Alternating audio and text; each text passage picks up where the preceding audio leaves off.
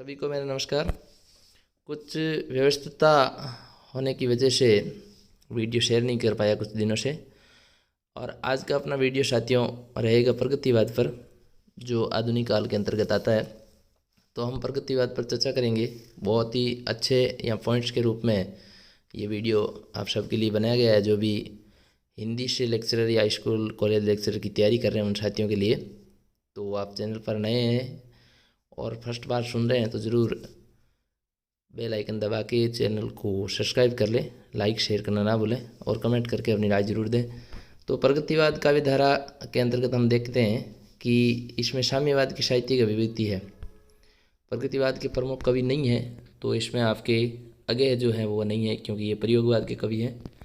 मित्रों, प्रगतिवाद के जन्म में छायावादी रोमानियत एवं पलायनवादी प्रवृत्ति का योगदान है। ये भी इसके लिए महत्वपूर्ण पॉइंट है। ज़रूर आप पढ़ें इनको। PDF आप ले सकते हैं टेलीग्राम चैनल से जुड़ करके, जो डिस्क्रिप्शन दी हुई है, लिंक दिया हुआ है। हिंदी साहित्य में एक आत्मा के नाम से चिर परिचित साहित्यकार किसको माना जाता है? तो माखनलाल चतुर्वेदी को माना जाता है साथियों।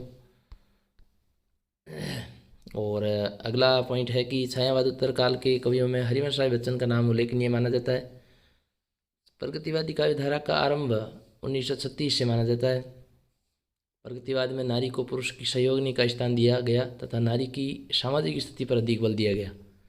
प्रगतिशील लेखक संघ का पहला अधिवेशन सन 1936 में लखनऊ में हुआ और मुंशी प्रेमचंद ने इसकी अध्यक्षता की। साथियों, नागार्जुन और त्रिलोचन दोनों प्रगतिवादी कवि हैं।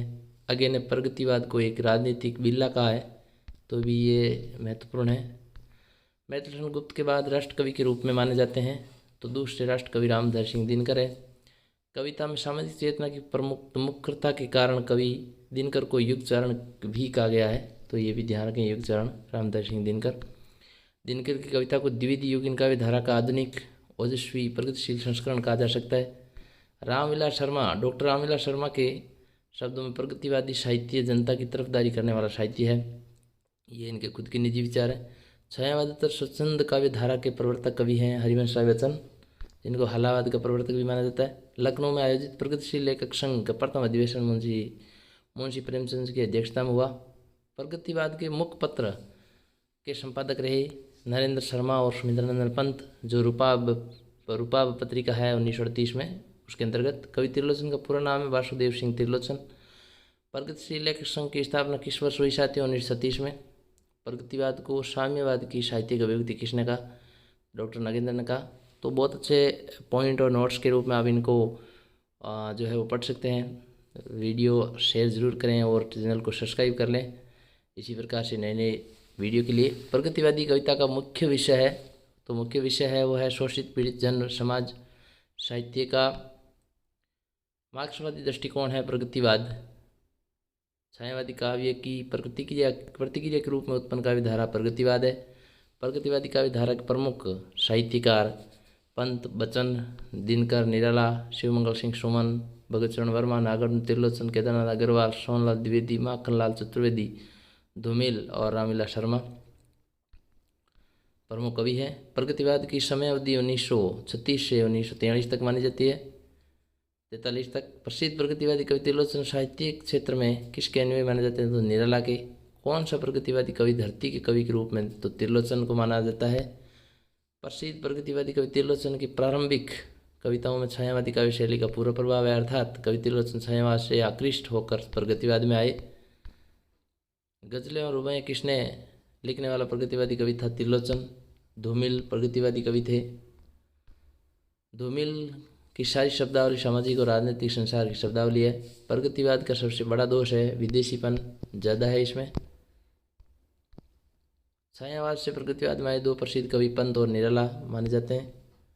डॉक्टर नागेंद्र के शब्दों में प्रगतिवाद साम्यवाद की ही साहित्यिक अभिव्यक्ति बताई इन्होंने।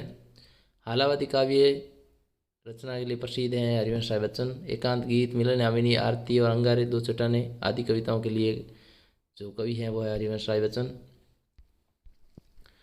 राष्ट्रीय आंदोलन के दौरान माखनलाल चतुर्वेदी किस नाम से लिखते थे? तो एक भारतीय आत्मा के नाम से। बाबा के नाम से नागार्जुन को जाना जाता है। वैद्यनाथ मिश्र भी है, ढक्कन नाम भी है इनका, वो जो अंधविश्वास के कारण रखा गया। मैथिली भाषा में यात्री नाम उपनाम से लिखते थे। गुप्त जी और दिनकर जी के बाद भारत के 30 राष्ट्र कवि सोहनलाल द्विवेदी, तो ये गुद्दी से ऐसे याद रख सकते हैं आप, गुद्दी शो।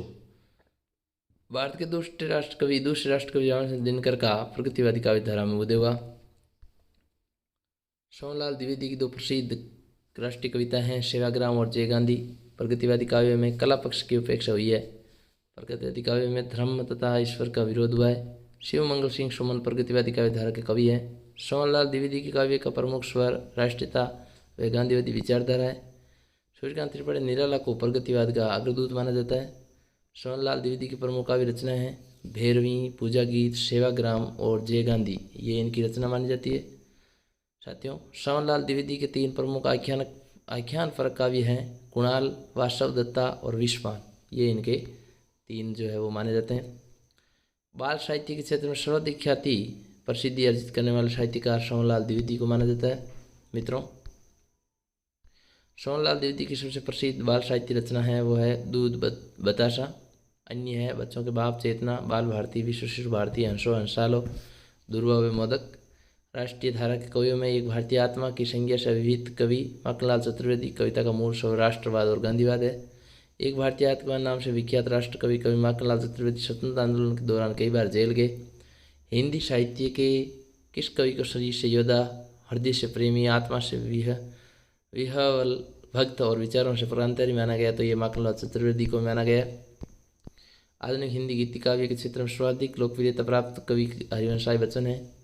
नागार्जुन मार्क्सवादी विचारधारा से प्रभावित प्रगतिशील साहित्य कवि थे। नागार्जुन की तुलना कबीर से की जाती है या की गई है। बच्चन के काव्य की लोकप्रियता का प्रमुख कारण उनकी सहजता और संवेदनशीलता है की सरलता है। हरिवंश राय बच्चन मूलतः आत्मानुभूति के कवि माने जाते हैं, ये भी आप ध्यान रखें।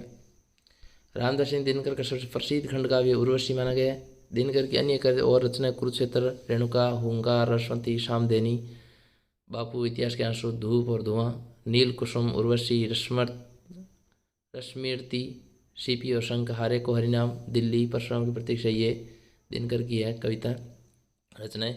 श्यामानारायण पांडे की कुछ रचना है वो जय हनुमान, हल्दी घाटी, जौहर। खड़ी बोली हिंदी में वीर रस का सबसे सुंदर प्रबंध काव्य महाकाव्य माना गया है, वो है श्याम नारायण पांडे का हल्दी घाटी।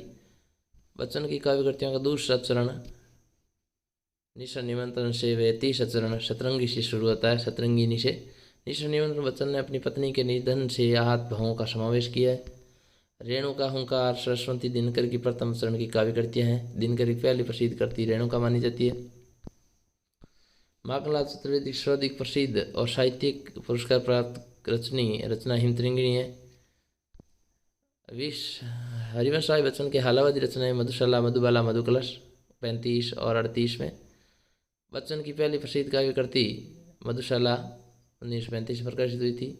बच्चन की प्रसिद्ध कविता पथ की पहचान उनकी किस काव्य कृति से ली गई, तो शतरंगिनी है, शतरंगिनी से है। बच्चन की सर्वाधिक प्रसिद्ध काव्य रचना मधुशाला है। दिनकर के प्रसिद्ध खंड काव्य जिसको प्रबंध काव्य कुरुक्षेत्र, स्मृति और उर्वशी है। इसके अलावा त्रिलोचन का सबसे प्रसिद्ध काव्य संग्रह है धरती 1945 में। माखनलाल चतुर्वेदी की सबसे प्रसिद्ध कविता एक फूल की चाह, पुष्प की अभिलाषा, ये बहुत ही महत्वपूर्ण रचना है इनकी। तीनों बंदर बापू के कविता जो है वो नागार्जुन की लिखी हुई, ये भी विशेष आप ध्यान रखें इस पर। साथियों, इन सभी को आप इस तरह से याद करें और ये हम सब आपके लिए बहुत कारगर सिद्ध होगी। मिलते हैं एक और वीडियो के साथ, तब तक के लिए जय हिंद, जय भारत। थैंक यू साथियों।